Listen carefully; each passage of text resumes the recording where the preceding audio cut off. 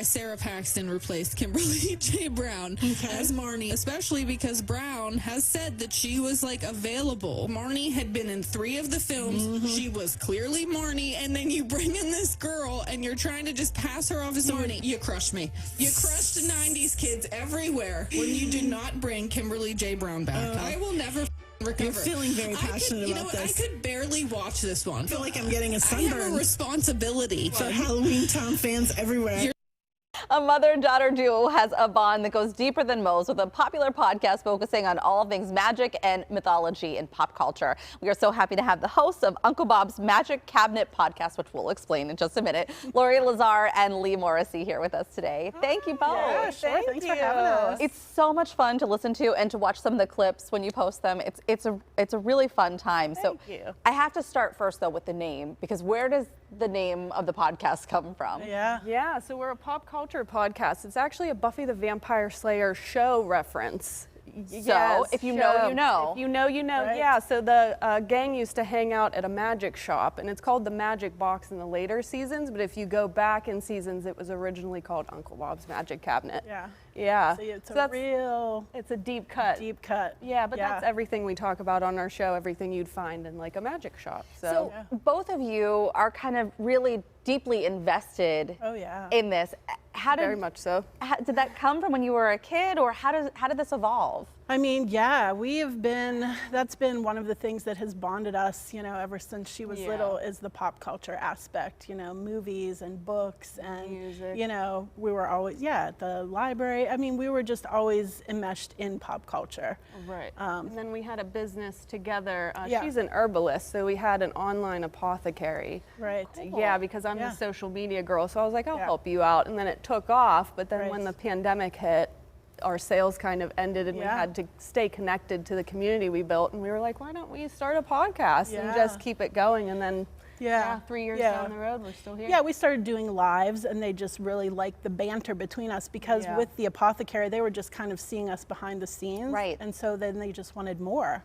And we were like, well, we have to pivot. So what does that look like? And the thing that connects us is the pop culture. So it just made sense. Is it all things pop culture, or is it more things like, spooky and horror related? So it's all magic and mythology related. So fantasy, horror, anything where there's like, a magic element, because at the end, so we'll pick a movie or a show, we'll talk about it, and then we're going to teach you something about magic or fantasy or mythology that was mentioned in the film. So it has to be, magical in some way. Right. Yeah. And then we want to see why that piece of mythology is in there. Is there truth to it? Is there not? Is it just made up?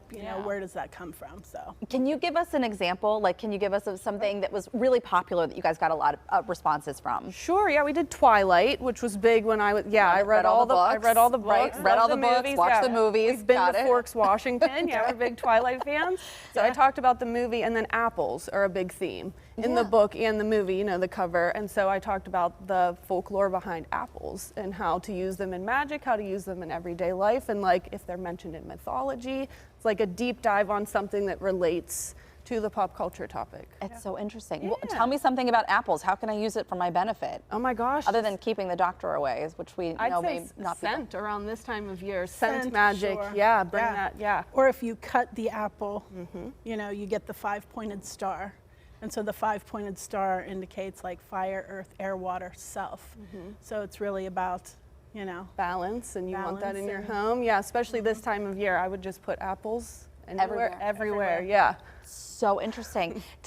You guys are obviously from Pittsburgh. So does Pittsburgh play a role at all in the podcast? I mean, I've seen in some of what you're wearing, you can clear representation. Oh, we love Pittsburgh. We love Pittsburgh. We were born and raised here, and we're very inspired by the horror, specifically the horror genre, and the history with Pittsburgh. And then there's so many great actors. We have Jeff Goldblum, Yeah, I'm big on horror. So there's, if you're a horror fan, there's so much history and film history here with Savini and Romero and Greg Nicotero. And so we're very inspired by them. We talk about them a lot. And then, I feel like we're just Pittsburgh at heart.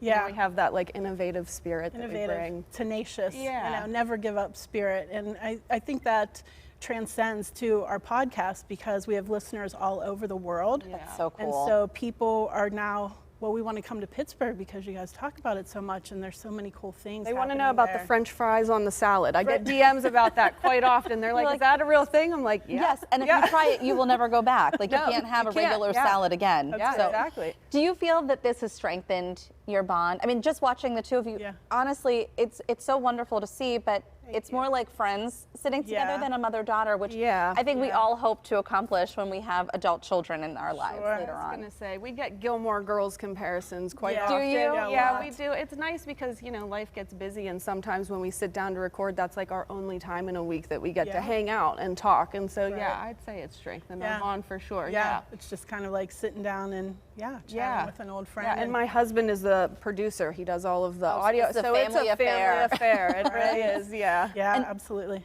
When do you guys drop your podcast? How often do you do it? Twice a week. Wow. So we do what we call a witch whisper or a mini-sode on Wednesdays, and so that might be a song where there's magic involved in that. And then Friday is the full-length episode where we each pick usually a movie or a television series. To do your deep and we dive. deep dive into that. That's awesome. It was so nice to meet both of you. you Thank you so much. Thank and you. The Uncle Bob's Magic Cabinet podcast is available on Spotify and Apple Podcasts. We're going to have more information on our website, kdka.com/talkpittsburgh.